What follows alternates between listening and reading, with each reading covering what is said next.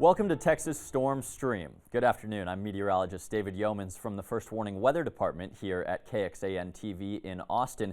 As you've heard, we're preparing for severe storms across much of Texas tonight, so we want to take you across the state, taking a deep dive into our latest forecast models. If you love the weather like we do, we know you'll enjoy this conversation between our Texas Next Star stations, and you can see them on your screen here in Waco. We'll hear from Fox 44's Chief Meteorologist Mike LaPointe, then over to Tyler, KETK News, where we'll get the latest East Texas outlook from Chief Meteorologist Marcus Bagwell. Finally, out in Wichita Falls, we'll talk with Chief Meteorologist Kevin Selly at KFDX News.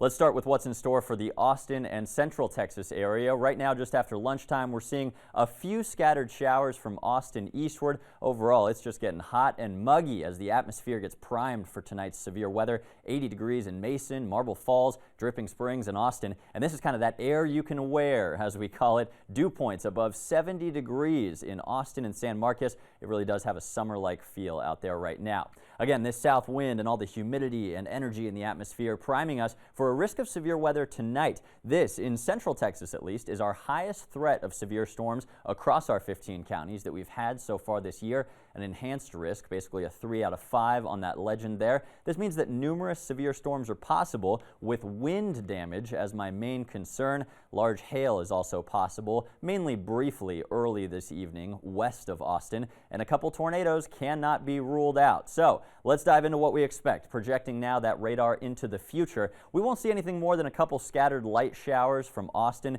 through Giddings and LaGrange through this evening. But notice what's happening out in Llano and Mason. Clear radar, clear skies. If we heat up enough out there, maybe into the middle or upper 80s, let's say, we could actually have a couple of discrete supercell thunderstorms form. Why would they? Why wouldn't they? Well, it all has to do with this invisible lid on the tops of the clouds in the atmosphere this afternoon. We call that the cap. And if we break that cap, it's kind of like popping the cork off of a bottle of champagne. That means explosive development of supercell thunderstorms. This computer model suggests a couple maybe west of Mason and Fredericksburg late this evening. It is possible, though, if we break that cap, we could see a couple supercells with a tornado and very large hail threat briefly in places like Llano and Burnett. Now, the chances of that happening, if it does happen, it would be bad because we could have hail larger than golf balls out there, but the chances of it happening are low because that cap should actually hold until a bigger forcing mechanism comes in. That happens as a Pacific front rolls through, lifting up the air, punching through that cap, and that's going to organize these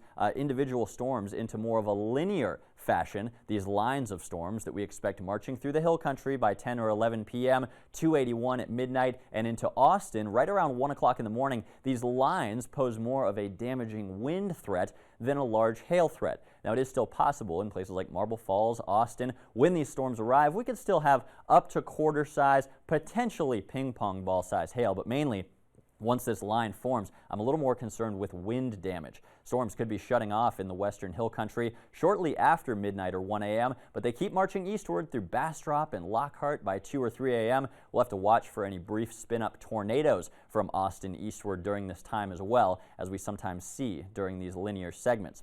By 4 or 5 a.m., the lighter rain winds down, and luckily 7 a.m. rush hour looking a-okay for our metro area commuters. So the bottom line impacts that we expect in our part of Texas, I'll bet we see some tree limbs down from some wind gusts of 50 to 60 miles an hour. That can also lead to minor power outages, so do be sure to download our weather app and stay advised on KXAN.com. As I said, if we do get some supercells this afternoon in the hill country, hail could be quite bad, but the chances of that are low, and I am less concerned overall with hail damage. Now that we're wrapping up Austin, let's take you up to Waco with Fox 44's Mike LaPointe. Large hail, Mike, one of the concerns up there I'm seeing as well. You guys are still waiting for the storms to develop? Yeah, that cap is still pretty strong, as you were talking about earlier. That lid is still pretty strong here in the central part of the state, although I can tell you some areas have been seeing some very light rain, some drizzle out there.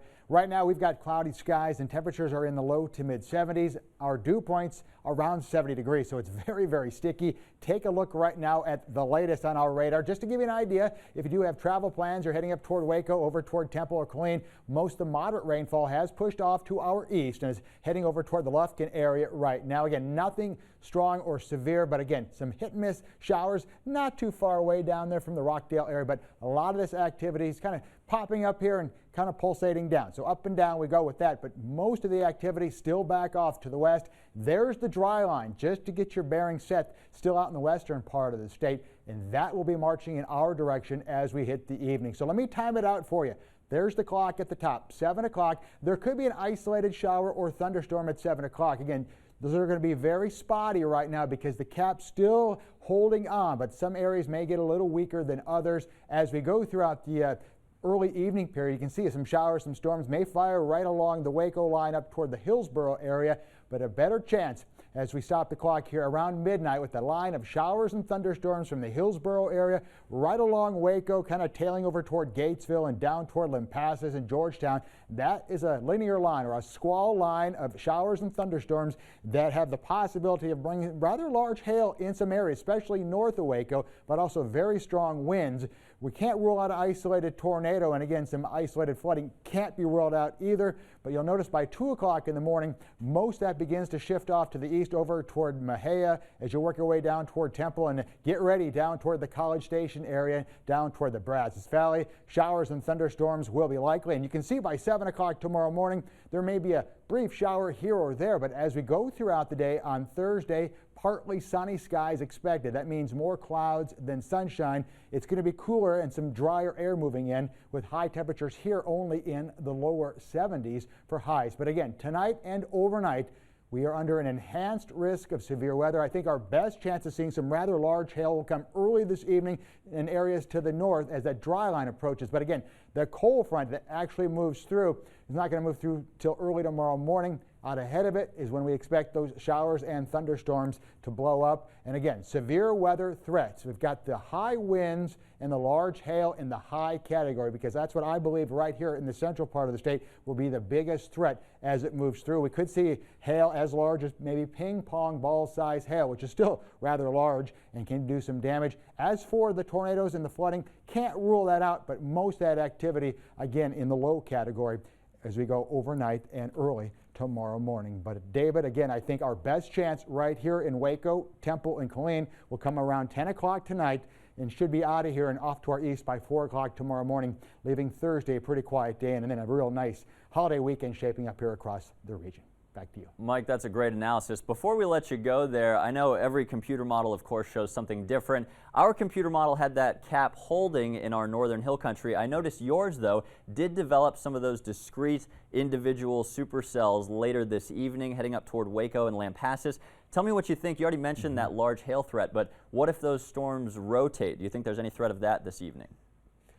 Yeah, there's always that possibility. As you know, you just can't rule out any kind of rotation. There's still a lot of shear that's going on. But what I see, though, also is that some of these updrafts with those thunderstorms that are going to be developing are still pretty strong. So that's why I still think some areas north of Waco and up toward the Dallas area still have the possibility of some rather large hail. But I think most areas, at least here in our area, I think wind will be probably a big problem overnight. Can't rule out ping pong size hail, I should say, but the good news is that I think most of it, though, will start to clear the area by early tomorrow morning. But we'll keep an eye on those rebel storms early this evening. Again, the main threat will be after 10 o'clock tonight, though.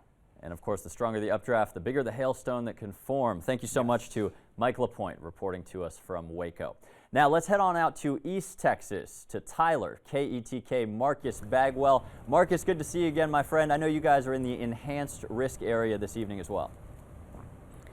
David, that's right. Good to hear from you, too. Yeah, we're going to be keeping an eye on those strong thunderstorms that I think could form. And some of our new model data is suggesting, especially the high-resolution rapid refresh, a model that we all use as meteorologists, the HRRR. It is showing some possibility of some thunderstorm development as we get toward late this afternoon. We're talking about single cell in nature, so the possibility that we could have maybe a rotating thunderstorm here is not out of the question into late this afternoon and early this evening. Let me show you what we're watching right now. We've had mainly cloudy skies here over East Texas for us. There you can note the cloud cover. I don't have precipitation on here, but I'm mainly looking at maybe some cloud breaks like Mike was starting to see back out in parts of the Waco area that you're seeing, David, as well, down across your viewing area down in the Austin metro. I think if we could see some cloud breaks this afternoon, we'll have to keep an eye on some thunderstorms that will develop. Right now, we're still staying very muggy, but upper 60s and low 70s. And I think once we see some of that sun, you notice Waco's temperature there at at 76. I think we could easily jump up, and we'll have to watch for a few of those thunderstorms. Now, from the radar perspective,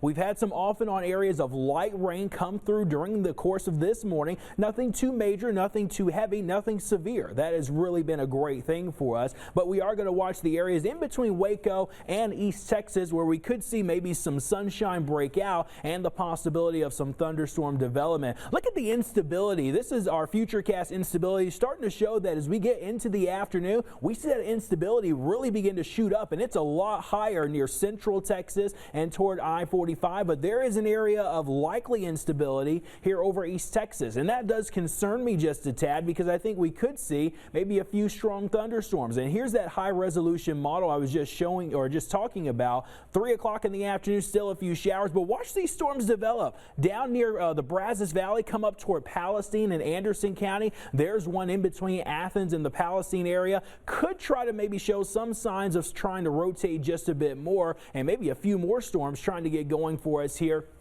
as we move through the early evening hours. Now, the main time frame for our storms to really begin to ramp up won't come until later on tonight. We'll still look at a few showers and thunderstorms that could pose that severe risk, but we'll be watching the line out to the west of you all that's going to be coming your way, and that'll gradually increase for us as we move into early on Thursday morning. So that's when our severe weather alert will really begin to kick in, as we're looking at some very intense thunderstorms producing some strong gusty winds associated with it. Our other computer model has this gradually beginning to move off to the east as we move into the coming hours toward Thursday morning. And after that, the severe threat should let up, but we're not done with the rain. I think the rain will hold on until at least the early afternoon or until that cold front can arrive. So I've increased our severe threat from this afternoon through Thursday morning. I still think damaging wind will be the #1 concern, and if we see any single storms that try to form ahead of that main line, that hail threat could jump up into the high category.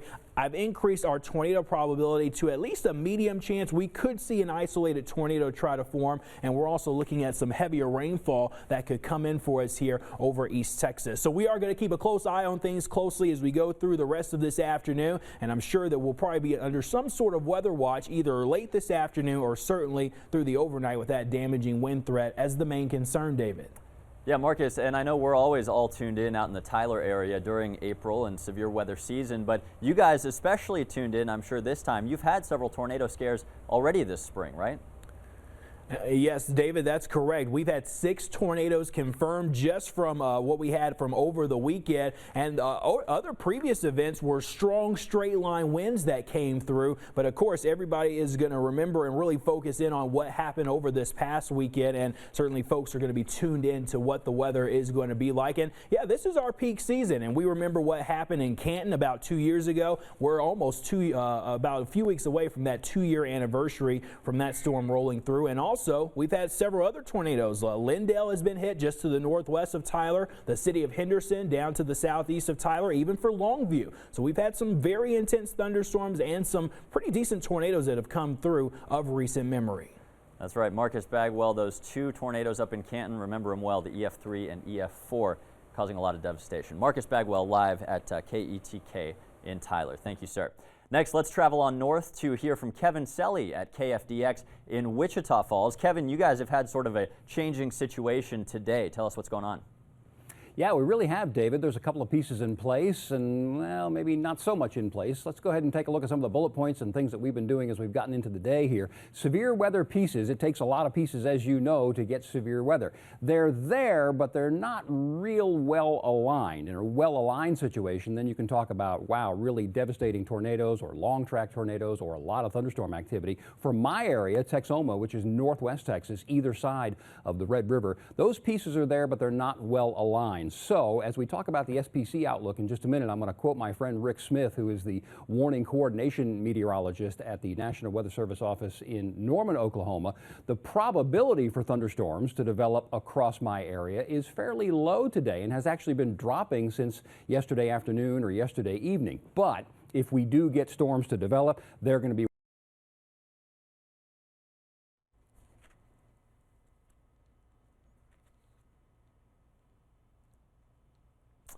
Looks like we're having some technical difficulties up there at KFDX in Wichita Falls. Kevin Selly, though, for the folks up there, of course, expressing that the dry line has made further progress than anticipated. That has significantly lowered their chances of seeing severe storms in Wichita Falls this evening and tonight. With that said, to their east and also to their north and west, up in the Panhandle and up towards central Oklahoma, a risk of severe weather does remain. We want to thank you all for tuning in so much. Please do stay alert and stay safe with this widespread risk of some dangerous storms tonight into the overnight hours. Be sure to stay tuned to hear your local station and also this local website tonight as the weather develops and comes your way. On behalf of all of our Texas Next Star stations, I'm David Yeomans. Thank you for joining us.